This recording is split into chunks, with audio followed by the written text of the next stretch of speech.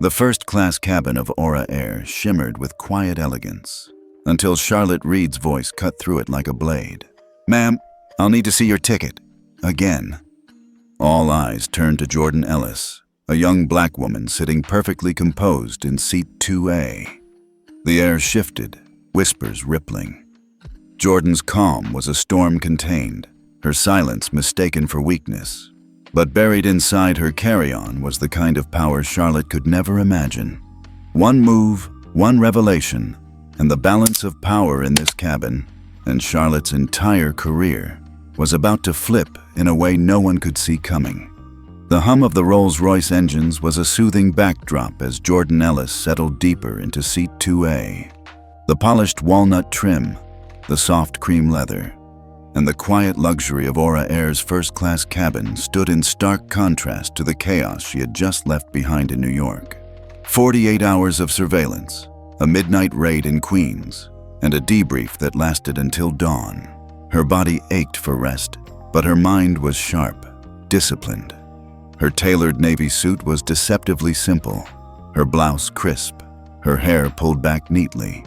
To the casual eye, she could have been a corporate attorney, maybe a consultant. No one here knew she was an FBI special agent on her way to London for a joint intelligence briefing with MI5. No one needed to. Her mission depended on that anonymity. Jordan's dark eyes scanned the cabin with subtle precision. 3 hedge fund executives hunched over tablets in row 1. A retired judge and his wife quietly chatting in 2C and 2D. And in the jump seat by the galley, Charlotte Reed, the Aura Air purser, wearing a pristine uniform, a perfectly fixed smile, and eyes that assessed like a hawk. Charlotte had been with Aura Air for nearly 2 decades. In that time, she had served celebrities, diplomats, and CEOs. She knew every detail of the airline's service manual, and she could spot an upgrade scam from 10 paces away. She also, as many junior flight attendants quietly whispered, had a sharp tongue for passengers she thought didn't belong in her cabin. Her sharp gaze paused on Jordan, young, black, alone. Charlotte's perfectly arched eyebrow lifted almost imperceptibly. She moved down the aisle with deliberate grace, stopping at Jordan's seat. "Good afternoon, ma'am," Charlotte said. Her voice dipped in honey but edged with something steelier. "May I see your boarding pass again?" Jordan looked up calmly, her expression unreadable. "Of course." She reached for the leather case beside her and retrieved the crisp ticket wallet. She handed it over with a quiet politeness. Charlotte glanced at it for a moment, her eyes narrowing. She murmured, as if the paper in her hand held some irregularity. "This seat is in high demand. It's unusual to see last-minute upgrades. How fortunate you must be." Her words were polite, but the tone was barbed. A few passengers glanced over their shoulders, curiosity piqued. Jordan could feel the shift in the air, but she remained composed, her posture perfectly still. Charlotte wasn't finished. She leaned in slightly, her voice pitched low enough for Jordan to hear, but just loud enough to carry to the rows nearby. "For security purposes, I'll also need to see a photo ID to match your ticket." It was an unusual request at cruising altitude, but Charlotte's tone made it sound procedural. Jordan's mind assessed the situation in microseconds. An unnecessary confrontation, engineered for spectacle. She had seen it before, in courtrooms, in corporate offices, and in airport terminals. The question was always the same: do you belong here? Jordan reached calmly into her case and withdrew her driver's license. She handed it to Charlotte without comment. Her fingers didn't tremble, her eyes didn't shift. Charlotte took the ID, holding it up to the light as if examining for authenticity. "New York license," she noted, a faint smile tugging at her lips. "We've had some very convincing forgeries come through lately." Her tone was casual enough to mask the insult, but the sting was there. Jordan said nothing. The silence was deliberate, controlled. Years of undercover work had taught her the value of quiet in moments like this. Let the other person speak. Let them show their hand. Charlotte tilted her head, as if waiting for a reaction. When none came, her smile thinned. "I'll "I'll just take this to the galley and have it verified," she said. Passengers were watching now, their whispers low but present. A man in 3A frowned. A woman in 1D raised an eyebrow. It was a public performance, and Charlotte was the self-appointed director. As Charlotte turned away, Jordan leaned back in her seat, her face calm, but her mind already adjusting. This wasn't unexpected. Bias had many uniforms, and today it wore Aura Air navy blue. In the galley, Charlotte lingered over the ID, making a show of comparing it to the manifest on her tablet. Olivia Chen, a junior flight attendant working under Charlotte, glanced over, her brow furrowing. "Is there an issue, Ms. Reed?" Charlotte's voice was smooth. "Just doing my due diligence. We can't be too careful." But Olivia caught the flicker of something else, a smug satisfaction. Back in the cabin, Jordan rested her hands lightly on her lap, her expression serene. She could feel the tension building like static in the air. The subtle ripple of discomfort among the passengers wasn't unfamiliar.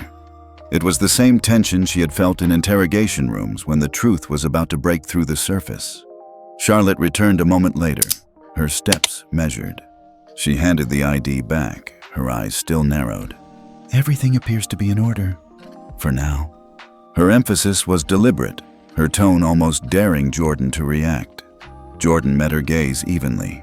"Thank you," she said simply, her voice neutral, devoid of challenge. Charlotte's smile didn't reach her eyes. She straightened, glanced briefly at the other passengers, and then moved toward the galley again. But the damage was done. The whispers had started. The sidelong glances had been cast. Jordan's silence was not submission. It was strategy. There was a rhythm to moments like this, a cadence she had learned to master. Patience was her weapon, and Charlotte Reed had just taken the bait without even realizing there was a hook. Outside the window, the Atlantic stretched endlessly below. Inside the cabin, the stage was set. This was only the opening move. Jordan Ellis sat perfectly still in seat 2A, her hands resting lightly on the leather armrest. On the surface, she was the very image of calm, but beneath the stillness was the hum of precision, like a pianist waiting for the exact moment to strike the first chord. Silence was not a sign of weakness. In Jordan's world, silence was a weapon. Charlotte Reed's little performance in front of the first-class passengers had been designed to provoke. Jordan had seen the technique countless times before, in undercover stings, in interrogation rooms, even in casual encounters when she'd been underestimated. Let them talk. Let them create their own theater. The less she engaged, the more they exposed themselves. Jordan took a slow sip of sparkling water, her dark eyes scanning the aisle casually. A businessman glanced at her with a mix of curiosity and suspicion. A couple across the aisle tried not to stare. The tension was still in the air, but she had no interest in diffusing it. Not yet.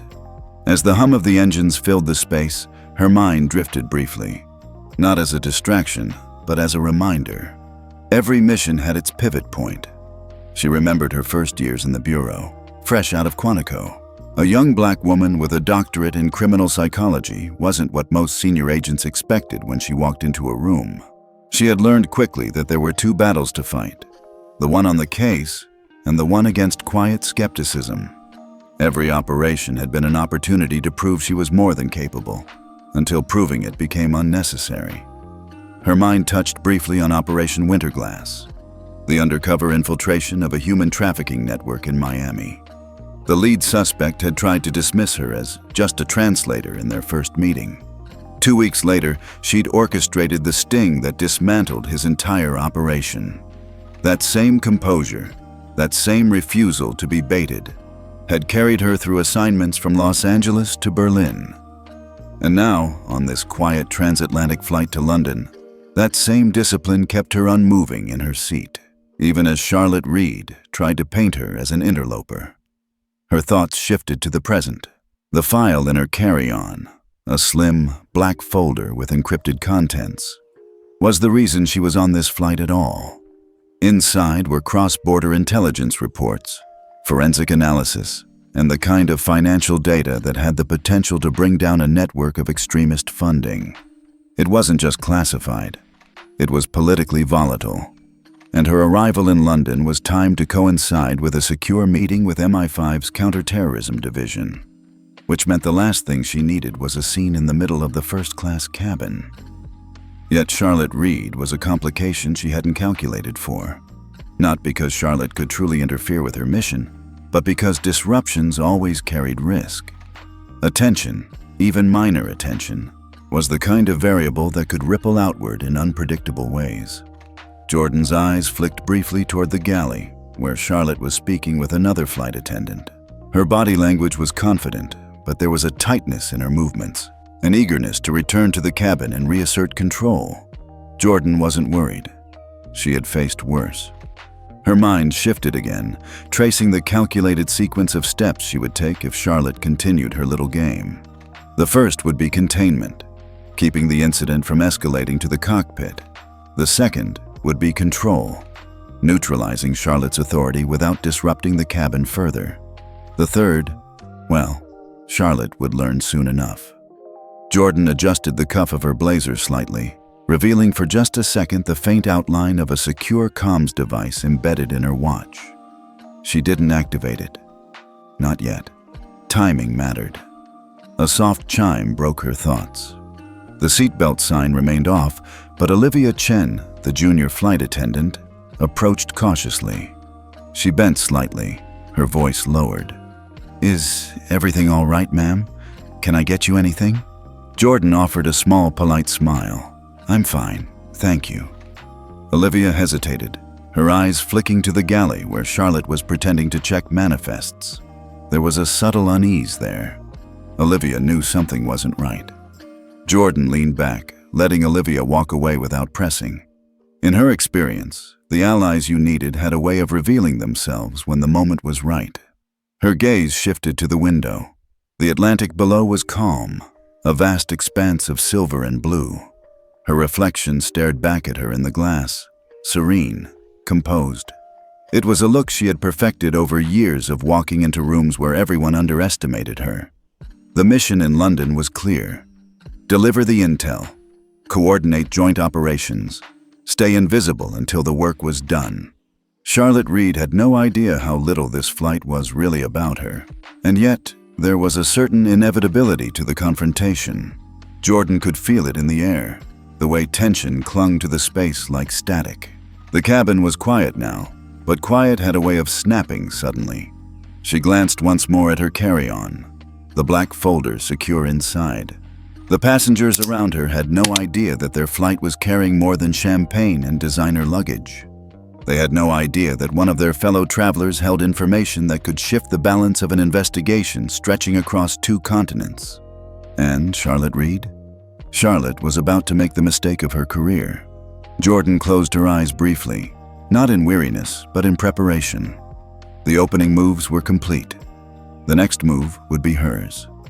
Charlotte Reed emerged from the galley with a renewed sense of purpose. She had done this dance before. Establish control, assert authority, remind passengers of their place. But this time, there was an undercurrent in her movements, a certain sharpness that came from the fact that Jordan Ellis had given her nothing to work with. Charlotte thrived on reactions. The absence of one was intolerable. She stopped at seat 2A, her professional smile firmly in place, but her voice carrying a subtle edge. "Ma'am, thank you for your patience. I've re-verified your boarding pass. Though, of course, our records indicate this seat was upgraded just minutes before departure. Quite a stroke of luck." Several passengers looked up from their drinks.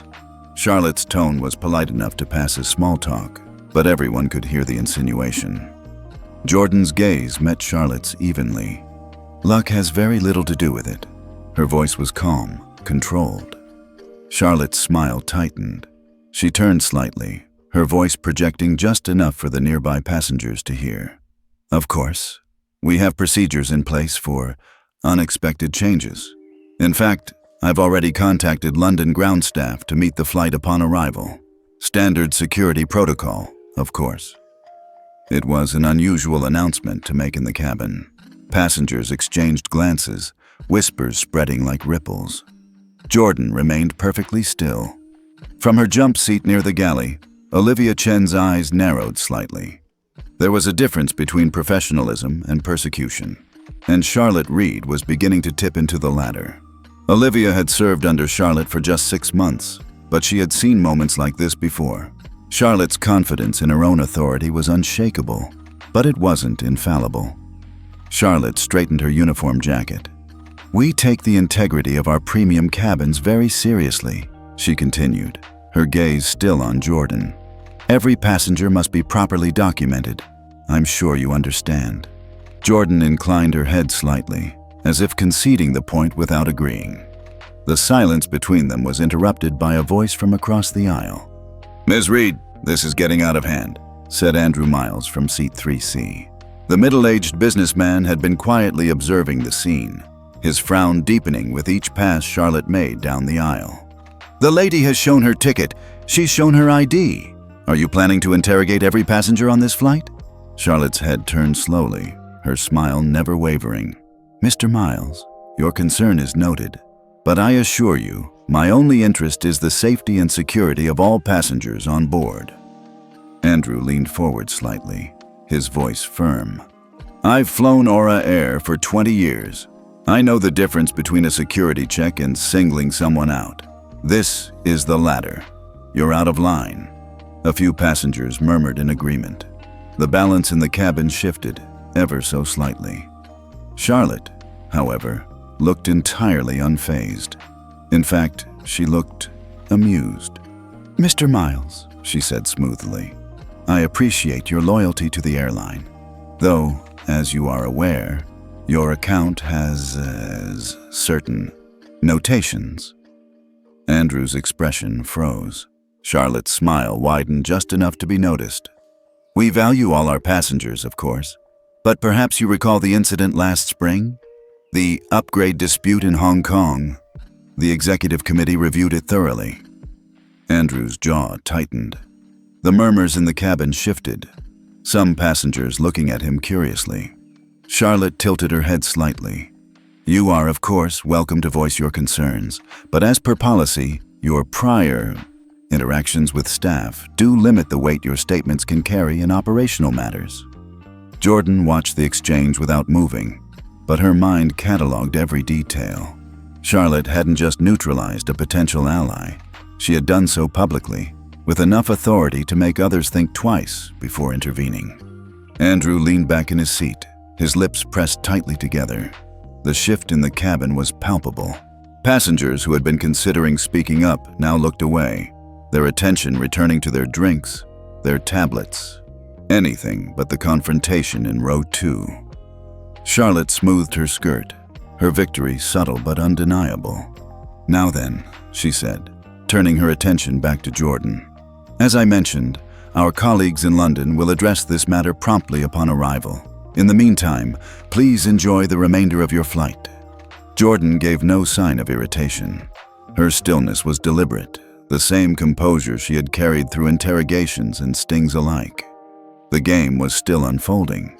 Charlotte thought she had control. Olivia Chen, however, saw something different. As Charlotte walked back toward the galley, Olivia's eyes flicked briefly toward Jordan. It wasn't defiance she saw, it was patience. Patience could be more dangerous than anger. Jordan Ellis waited until Charlotte's footsteps faded into the galley before reaching down to adjust the strap of her carry-on. Her movements were unhurried, measured. To anyone watching, it looked like a passenger settling in for the long Atlantic crossing. Inside, she retrieved a slim, innocuous-looking phone, its matte black case free of any brand markings. Her thumb moved over the screen with precision, tapping a sequence of inputs that looked like nothing more than a routine text. In reality, the message was encrypted end-to-end, routed through a secure channel only the Bureau's Field Communications Division could access. Code Black, Flight 228, First Class Disruption. Request London ground contact. A single tap sent it. The device looked like it powered down, returning to a blank screen, but in truth, the message had already triggered the necessary gears. Somewhere over the Atlantic, The first tremors of Charlotte Reed's undoing had begun. Jordan slid the device back into the inner pocket of her blazer, her face serene as she took another sip of water.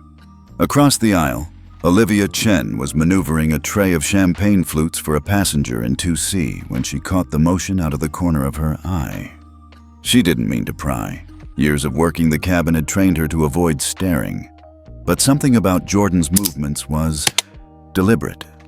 Olivia's eyes flicked back just in time to see the phone vanish into the blazer pocket. She knew that phone, not the model or the make, but the type. Crew briefings occasionally mention secure devices like that in relation to law enforcement liaisons traveling incognito. Her mind replayed Charlotte's earlier confrontation with Jordan, the subtle insults, the ID check. Olivia had felt uneasy then, but now unease turned into suspicion. What if Charlotte wasn't just harassing a passenger? What if she was harassing the wrong passenger? Charlotte, of course, was oblivious. From the galley, she stepped back into the aisle with the practiced smile of someone convinced she was in control. Her heels clicked softly against the carpet as she made her way toward 2A again, her voice pitched to carry just enough. "Ms. Ellis, I do hope you're comfortable. It's a long flight, and we wouldn't want any misunderstandings to make it unpleasant for you." Jordan met her gaze calmly. "I'm perfectly fine, thank you." Charlotte's smile lingered, though her eyes darted briefly to the carry-on by Jordan's feet. "Good. We'll just continue to ensure everything remains in order."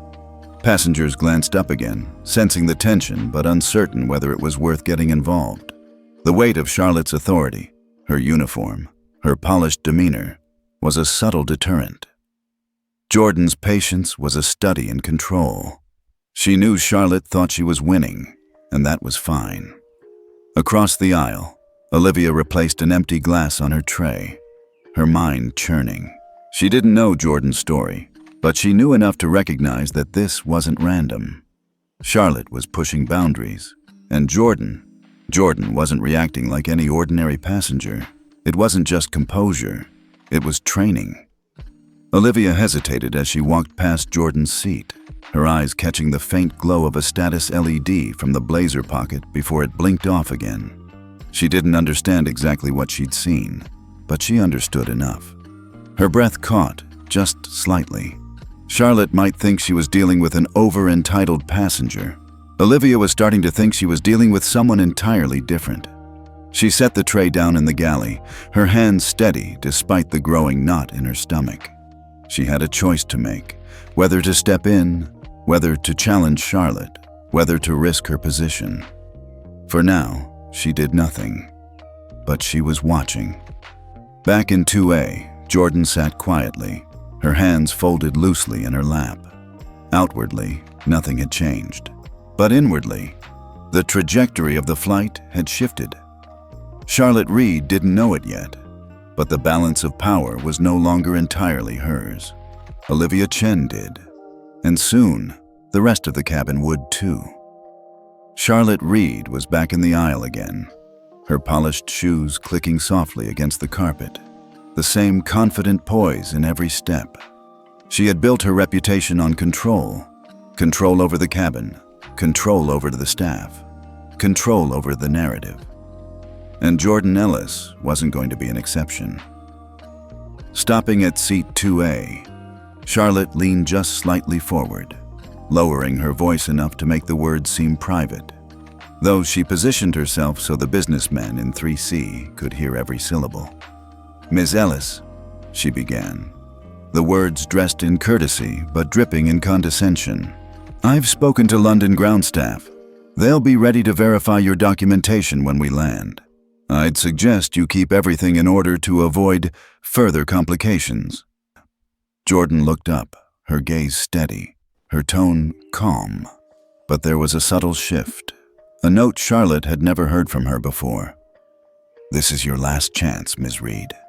The words weren't loud, but they carried. They hung in the air like a cold wind sweeping through the cabin. Charlotte blinked, caught off guard for a fraction of a second before her polished smile returned. "Last chance? Ms. Ellis, I think you might be overestimating your position here. I'm simply following procedure." Jordan said nothing more. She simply leaned back, the conversation over in her mind. Charlotte, of course, mistook the silence for retreat. The purser's smile broadened as she straightened her posture. "Of course, we want all our passengers to enjoy their flight. I'll check back in on you later." The final line landed like a subtle promise, one Charlotte believed she was in control of. She moved back toward the galley, unaware that each step she took was drawing her closer to a precipice she couldn't see. Jordan reached casually for the glass of water at her side, lifting it to her lips just as the faintest vibration buzzed against her wrist. She lowered the glass smoothly, her other hand moving to the sleek, inconspicuous watch on her wrist. A coded message scrolled across the small, discreet display. "Incoming secure call, WFO, Washington Field Office."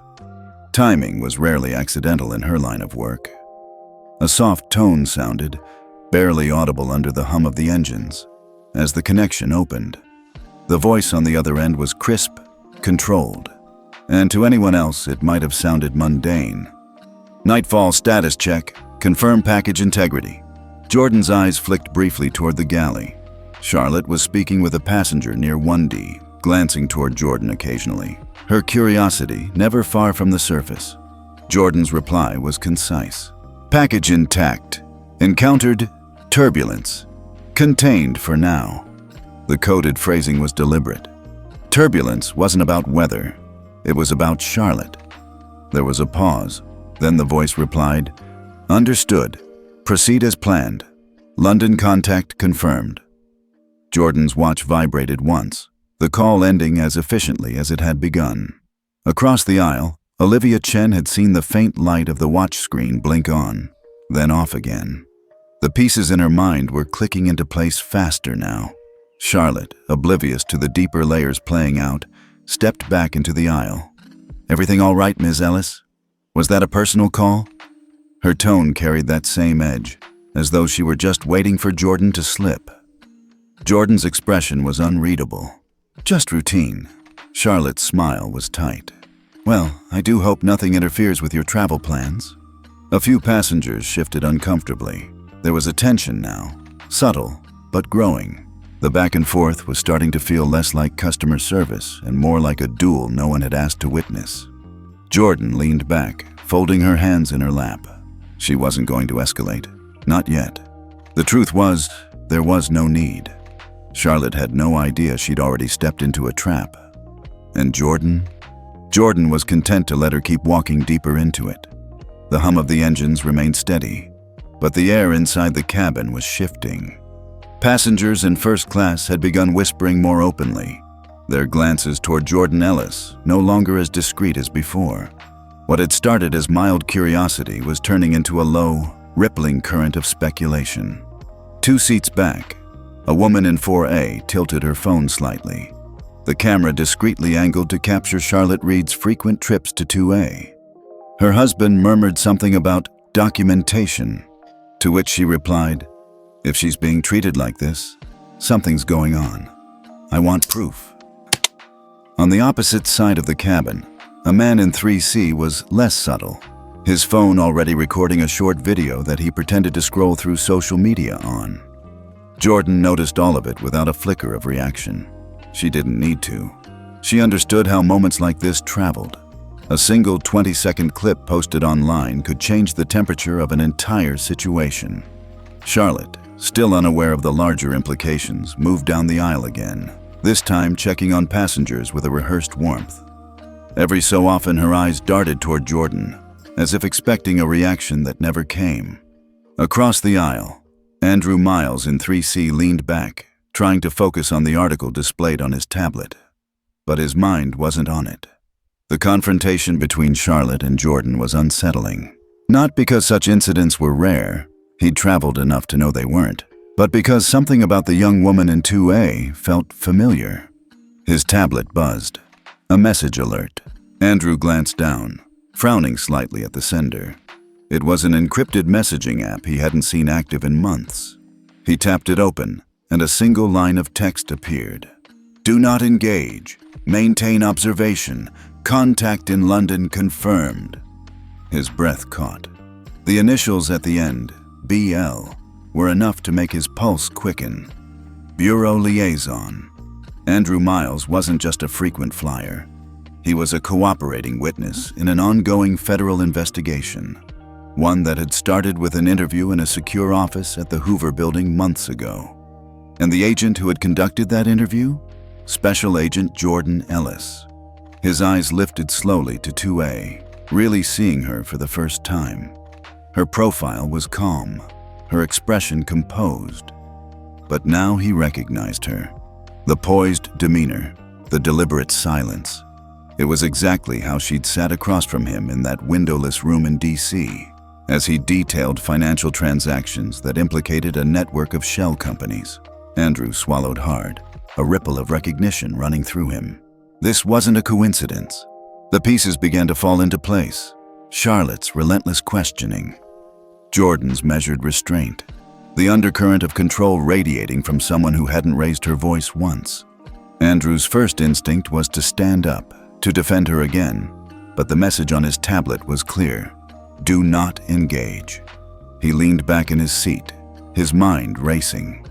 If Jordan was here, and if London contacts were being arranged, it meant the operation wasn't over. His involvement was still active, just in ways he hadn't expected. A murmur of voices near the galley drew his attention. 2 passengers were quietly speculating about whether Charlotte's behavior was grounds for a formal complaint. One of them mentioned filming the next interaction, just in case. Charlotte, returning from the galley, gave them her standard professional smile. Jordan, meanwhile, didn't move. Her stillness wasn't just for show, it was calculated. Every quiet moment increased the weight of her eventual response. Andrew glanced at her again, resisting the urge to make eye contact. His mind replayed their first meeting, the calm precision of her questioning, the way she'd seemed to know more than he'd said out loud. Here, in the compressed world of a first-class cabin over the Atlantic, that same precision was at work. And now he was certain. Whatever Charlotte Reed thought she was managing, she was in over her head. For Andrew, there was only one question left. What exactly was going to happen when they landed? The rest of the cabin didn't know it yet, but the ripples had already started. And ripples, in Jordan Ellis's experience, had a way of turning into waves. The hum of the engines was steady, but the cabin was anything but calm. Charlotte Reed had just returned from another trip to the galley, her expression tight but composed, her authority still radiating despite the growing murmurs from first class. Jordan Ellis had remained silent through every interaction, her posture straight, her eyes watchful. She'd allowed Charlotte to set the scene, to establish herself as the controlling force in the cabin. But now the balance needed to shift. Jordan's hand moved slowly, deliberately to the inner pocket of her blazer. She stood, smooth and unhurried, the movement drawing every eye in first class. "Ms. Reed," Jordan said, her voice clear but controlled. "That will be enough." Charlotte stopped mid-step, blinking in surprise at the tone. Jordan's hand emerged, holding a slim leather case. With a single practiced motion, she flipped it open to reveal the gold badge and photo ID of the Federal Bureau of Investigation.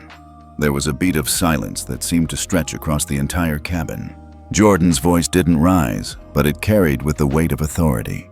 "Jordan Ellis, Special Agent, FBI. You will cease all actions directed at me immediately." Charlotte froze, her eyes widening. Gasps rippled through the cabin. Olivia, the second flight attendant, stopped in her tracks, her eyes darting from the badge to Charlotte and back again. The passengers nearest Jordan leaned back slightly, as if the revelation carried a physical force. Even Andrew Miles in 3C, who already knew, felt the tension spike. Charlotte's jaw tightened, but she recovered quickly, a brittle smile returning to her lips. "Agent Ellis, is it? How convenient. And you just happen to have your badge with you. I suppose we should take this at face value." The words were calm, but the subtext was sharp. She was planting doubt right here in front of the passengers. Jordan didn't blink. "You can take it at whatever value you wish, Ms. Reed. The fact remains, You will halt this interference now." Charlotte took a step closer, her voice lowering just enough to create an illusion of privacy that everyone could still hear. "Passengers impersonate law enforcement more often than you think. How do we know this isn't just a performance?" Murmurs rose again. The tension Jordan had just sliced through was knitting itself back together in a new form. Suspicion. Ryan Cole's camera feed, though miles away from this scene, had trained his audience to sense these shifts. And here, in the sealed cabin, passengers were playing the same role. A woman in 4A whispered to her husband, "Could she be faking?" A man in 3C muttered, "That badge looked real." Charlotte's smile didn't falter. She was regaining ground, not with proof, but with doubt. Jordan didn't react outwardly. This was familiar territory. In the bureau, hesitation was the quickest way to lose control. "Miss Reed," Jordan said, her voice calm as steel. "You are welcome to verify my credentials through your corporate security channel. But until then, you will comply." Olivia shifted uncomfortably, glancing toward Charlotte. Her training didn't cover this. Charlotte straightened, her own authority returning to her posture. "Until verification is received, I remain responsible for the safety of this cabin. That includes ensuring passengers aren't misrepresenting themselves." It was a clever move. She wasn't outright denying Jordan's authority, just delaying its effect. Jordan's gaze didn't leave Charlotte. She knew the tactic. Stall for time. Sow doubt. Maintain a grip on the narrative. The passengers were silent now, caught between the gravity of an FBI badge and the professional composure of a senior flight attendant challenging it. Andrew Miles gripped the armrest of his seat. He knew how this game played out. Charlotte didn't need to win outright.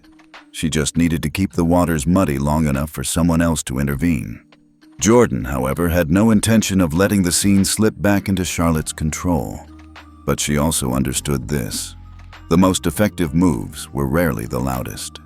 She slipped her badge back into her blazer with a single, measured motion and sat down again, her expression as unreadable as ever. And in that moment, the cabin wasn't calmer. It was tighter, more charged than before.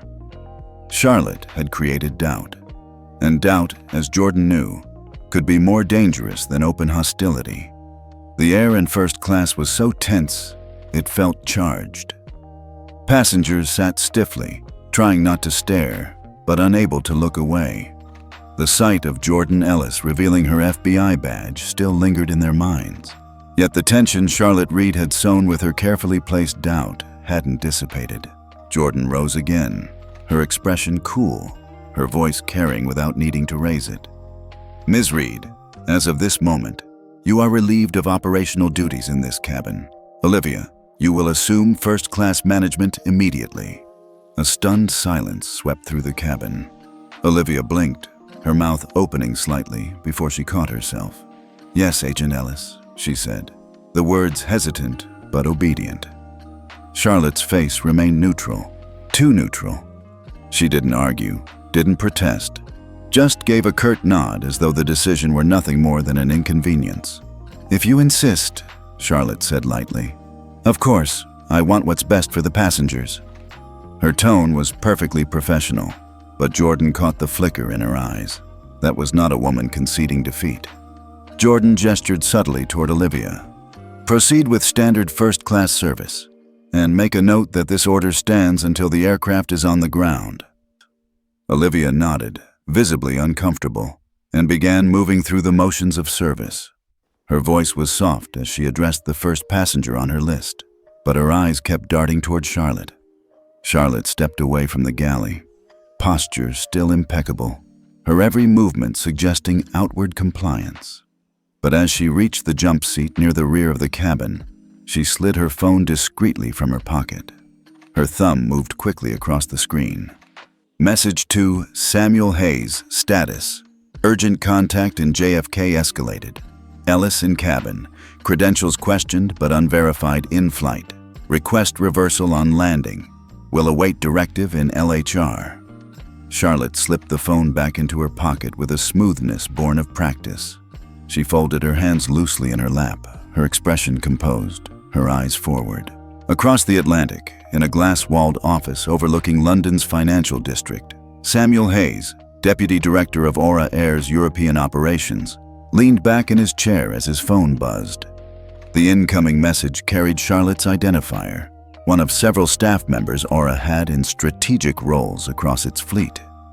Hayes scanned the text, his expression tightening at the mention of Jordan Ellis. "Of course it's her," he muttered, standing and walking toward the window.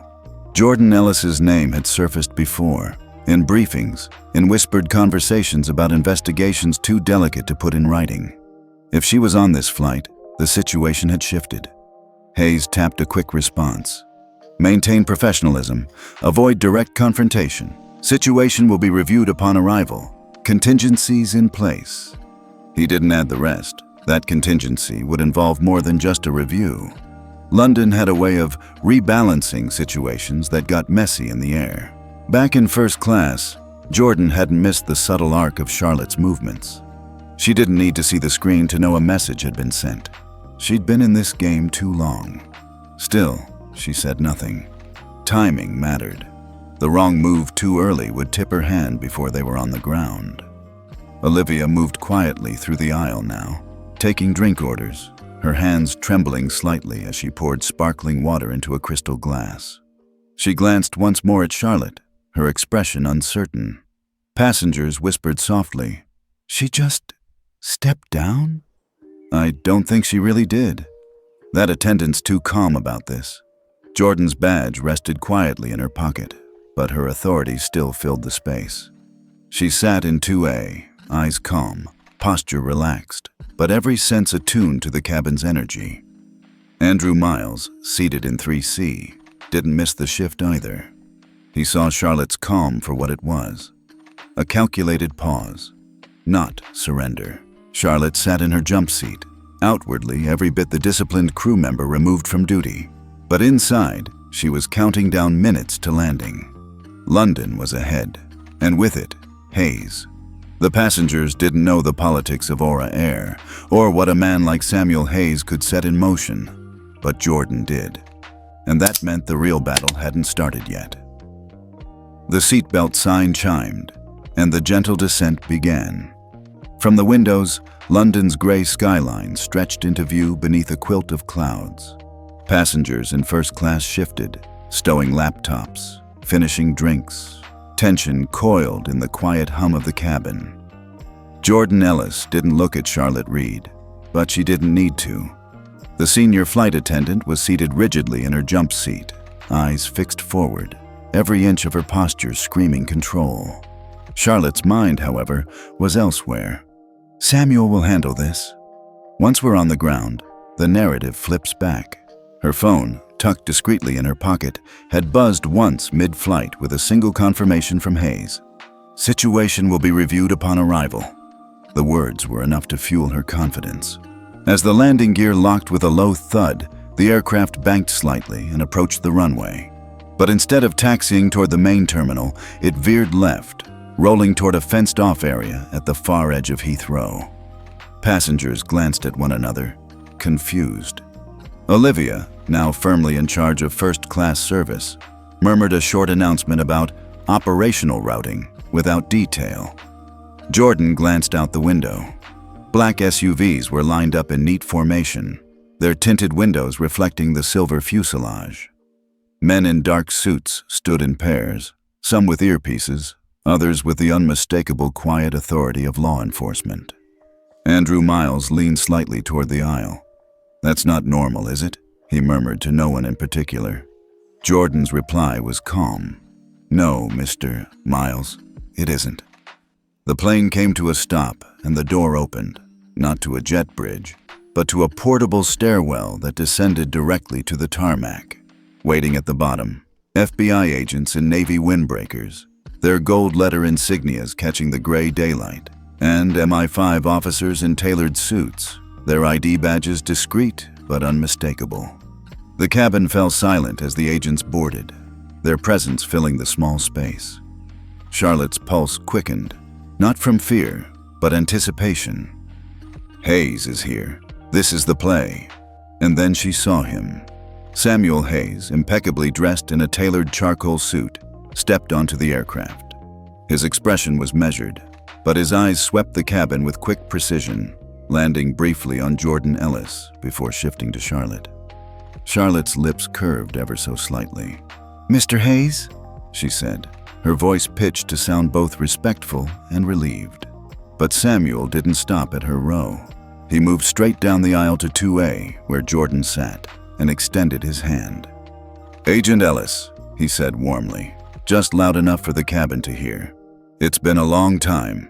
On behalf of Aura Air, allow me to apologize for the conduct you've endured on this flight." Charlotte's breath caught. Jordan accepted the handshake with a polite nod. "Mr. Hayes." Samuel turned slightly, his voice carrying through the stunned silence of first class. "As of this moment, Charlotte Reed is relieved of all duties. Pending formal investigation, she is suspended from service, effective immediately." Gasps rippled through the cabin. Charlotte's composure cracked for the first time. "Mr. Hayes." "This is not a discussion, Ms. Reed," Hayes said, his voice still calm but edged with authority. "You will disembark with MI5 and cooperate fully. This decision is final." Passengers exchanged wide-eyed glances. Andrew Miles let out a low exhale. Olivia, standing at the galley, looked stunned but quietly relieved. Charlotte's mind spun. This wasn't the plan.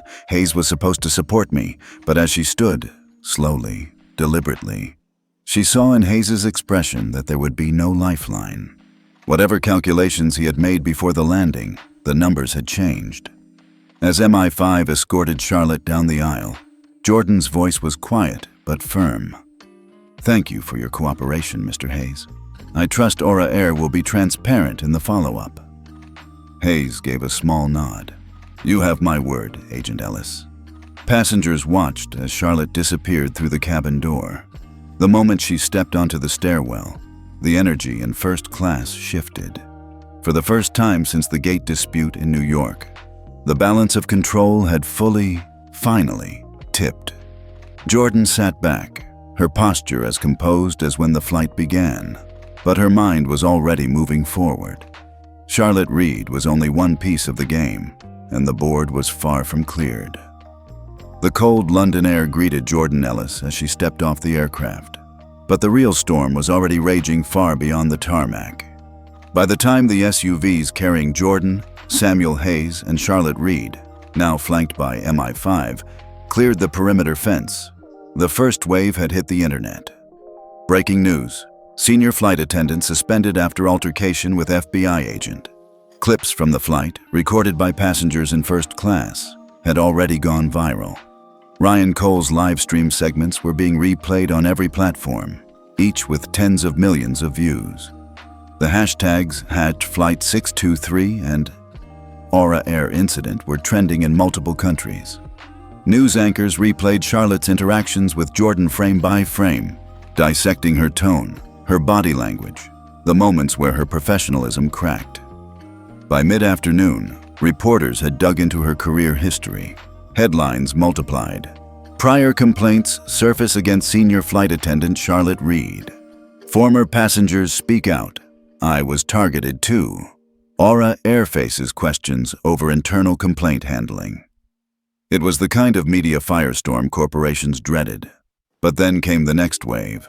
In a corner office at a media strategy firm tied to Aura Air's more entrenched interests, a small team was working furiously. "Here," one of the analysts said, sliding a laptop forward. "The raw clips are damaging, but we can splice segments to create context questions. Make it look like Agent Ellis was provoking her." They began cutting together footage, selective angles, strategic pauses, subtitled quotes out of sequence. An hour later, a new clip surfaced online. New angle. Was Charlotte Reed set up? The video opened with Charlotte in a calm voice saying, "We have procedures for everyone's safety," followed by a close-up of Jordan standing, badge in hand. The audio deliberately edited to make her tone sound sharp. The sequence cut before Jordan's formal statement, instead layering commentary from anonymous sources about federal overreach. Within minutes, the clip began circulating in the same trending streams as the originals. Jordan sat in the back of the SUV, scrolling through the updates on her phone. She'd expected pushback, but the speed at which the counter-narrative appeared was telling. Andrew Miles, who had been escorted separately, had already texted, "Fake clip circulating, looks like someone's protecting her." Jordan's lips curved into the faintest, humorless smile. Of course they were. This wasn't just about Charlotte Reed. Samuel Hayes, seated opposite Jordan, noticed the shift in her expression. "They're trying to spin it," he said flatly. Jordan didn't look up from her phone. "They always do. The question is, who paid for the edit, and how far they're willing to go to salvage her image?" Hayes hesitated. "And your move?" Jordan locked her phone and met his gaze. "I don't chase rumors. I release facts." By the time they reached the secure MI5 facility, Jordan had already sent instructions to her bureau media liaison. The official statement would include certified, unedited video footage from multiple passenger devices, confirmation from Aura Air Corporate of Charlotte Reed's suspension, timeline of events matched to cabin crew communications. The edited clip would be discredited not by accusation, but by overwhelming documentation. Across the Atlantic, Ethan Carter stepped out of a black car into the lobby of his New York headquarters. Reporters swarmed, shouting questions about his wife, about the flight, about what this meant for his ongoing billion-dollar deal. Ethan didn't stop. All questions will be addressed once the facts are clear, and they will be clear. On social media, the tide began to shift again. Ryan Cole posted the full unedited stream to his channels, tagging news outlets and independent fact-checkers. "Here's what I saw. Make your own judgment." The hashtag #FullFlight623 video began climbing trends. The fake clip still circulated, but its traction weakened as side-by-side comparisons exposed inconsistencies. The same words in different tones, the same scene with different timestamps. Charlotte's defenders grew quieter, and somewhere in the noise, another narrative began forming, one that hinted this was never really about a single flight attendant at all. Inside Aura Air's glass headquarters in London, an emergency meeting was taking place. The board in the room displayed red letters, "Emergency Board Meeting, Flight 623.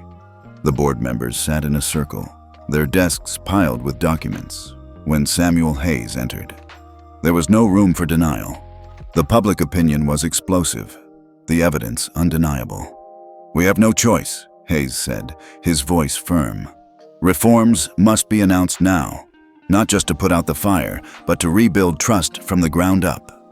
The directors nodded. The room was tense but unanimous. The entire service process needed to be reviewed and changed. A press release was quickly drafted. All flight attendants would undergo retraining on service and incident handling. Internal monitoring procedures were expanded, allowing complaints to be independently monitored. The staffing system would be audited to avoid conflicts of interest. The news spread quickly. Aura Air was making major changes after the Flight 623 incident.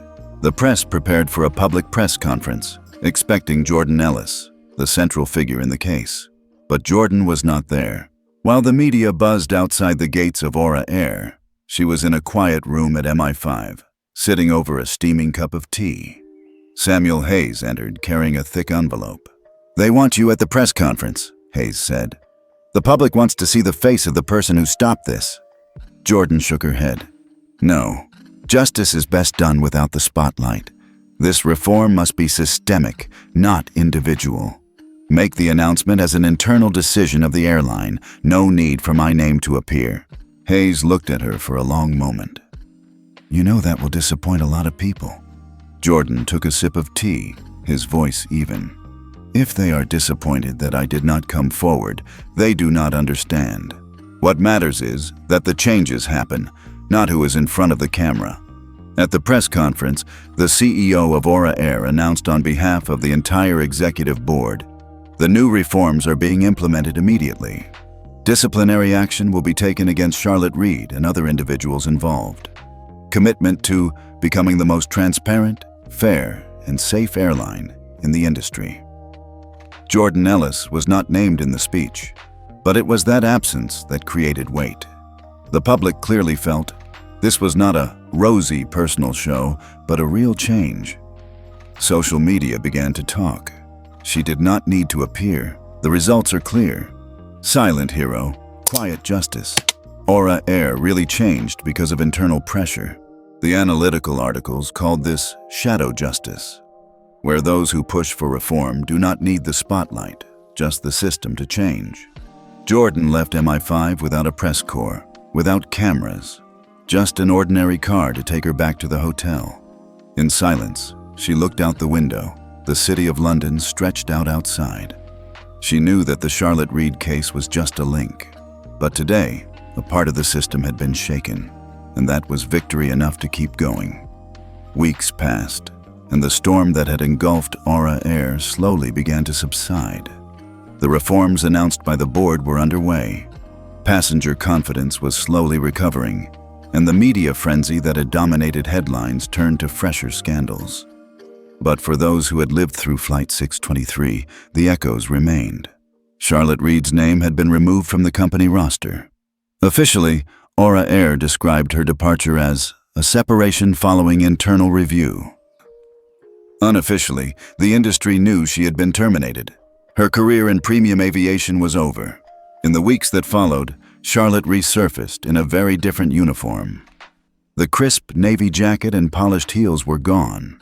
Instead, she wore a neon safety vest over a plain polo shirt, working in baggage services at a discount terminal just outside Heathrow. Her hair was tied back, her movements methodical as she lifted suitcases from conveyor belts. There was no audience here, no champagne service, no first-class cabin to command. Just the endless hum of arriving flights, the thud of luggage, and the occasional passenger too distracted to look her in the eye. She kept her head down. Jordan Ellis had not thought much about Charlotte in the weeks after London. There had been other cases, other assignments. Her work with the Bureau didn't allow for dwelling. Yet Charlotte remained in the periphery of her mind, not as a nemesis, but as a cautionary figure. Jordan's new assignment had her flying again, this time on a different carrier, for a case that required her presence in Berlin. She arrived at Heathrow early, passing through the familiar hum of the terminal. Her flight wasn't departing from the main Aura Air concourse, but the route to her gate passed the lower-level service corridor that connected the terminals.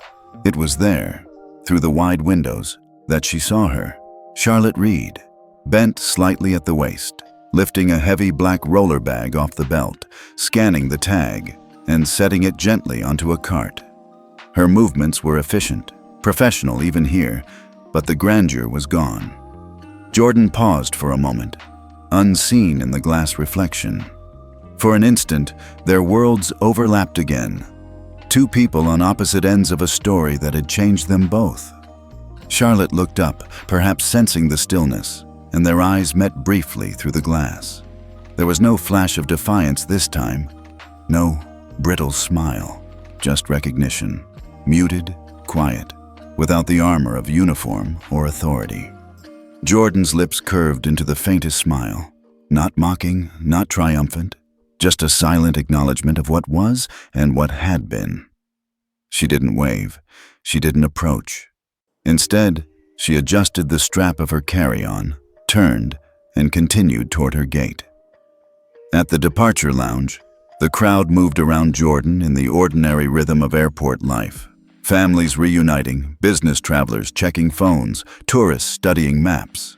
The world had already moved on from Flight 623. Jordan found her seat near the window, her coffee cooling beside her, the hum of departure boards filling the air. Justice, she thought, wasn't always loud. Sometimes it arrived in the quiet reshaping of a life, in the knowledge that a system had shifted just enough to prevent the same harm from happening again. Charlotte Reed was no longer in a position to endanger passengers. Aura Air had begun to rebuild itself, and the quiet reforms Jordan had pushed from the shadows were still unfolding in boardrooms far from public view. Her phone buzzed, an encrypted message from her bureau contact. Berlin confirmed. Briefing on arrival. Jordan locked the screen, stood when boarding was called, and walked toward the gate with the same steady stride she'd had leaving Flight 623. She didn't look back. Outside, somewhere below the departure gates, Charlotte continued her work in the baggage bay. The hum of conveyor belts, the thud of luggage, the quiet repetition of tasks filled her day. She didn't see Jordan board. She didn't need to.